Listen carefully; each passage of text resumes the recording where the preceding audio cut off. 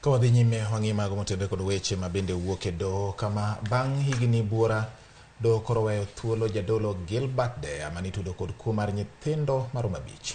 Doho ma Nairobi yango ni jomin bura ne ok opedho neno moro motudo Deya kod ketho makamago.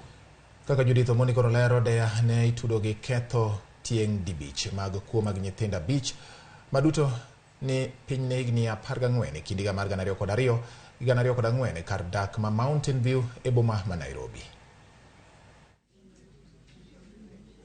E wang'o nyango mar wuok tich ne en okinyi maber ne jadolo Gilbert Deya mayande itudo kod ketho mag kuo mar nyithindo bang' Doho we thuolo.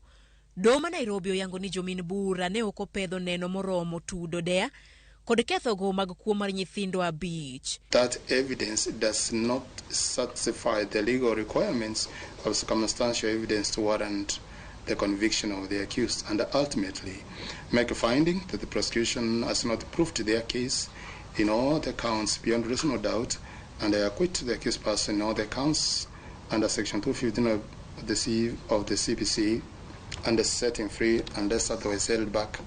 Gilbert Deya en jadolo maneni gi kanisa mare piny Ingereza kama osebedo ka obagi e lamo mage mane ong'ere kod timo hono ne mine ma ok nyal nyuol.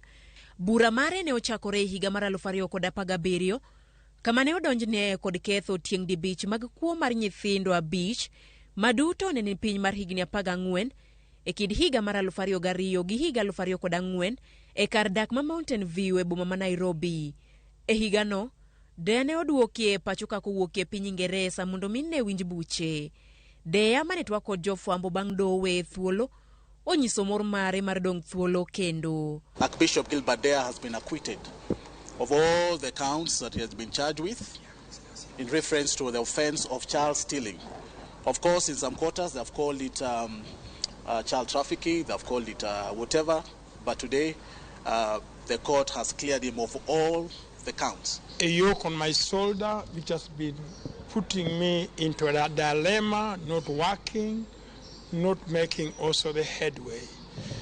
It has been so sad that I've been labeled as a child stealer. Some people say I'm a child trafficker. Ng'eto mar bura matudo jadolo Deya kod kuo nyithindo biro higni 11 bang' jaode Mary Deya bende donjne kod ketho maket kod mar jaode Doho ma Kibera mane tude kod kuo mar nyathi ma wuowi kowuok osiptal ma Kenyatta National Hospital.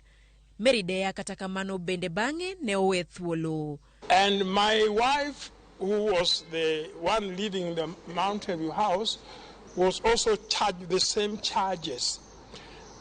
By the grace of God, she was acquitted, led in that court by John Swaka. Deya koni ochano dokie piny Ingereza mar dhi nyime kod tich dolo. Surely it has damaged the name of my reputation. I'm the first preacher on television here in Kenya, KBC, then Mark Karaoke.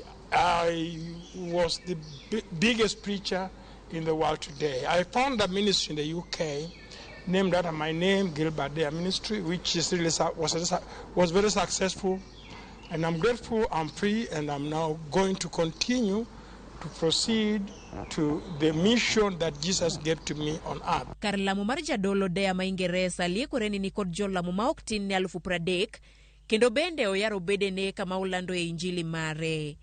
Nonro mar tudo Deya kod kuo nyithindo ma bende ne otisi ni Miracle Babies ne ochakore e piny Ingereza e higa mar 2004.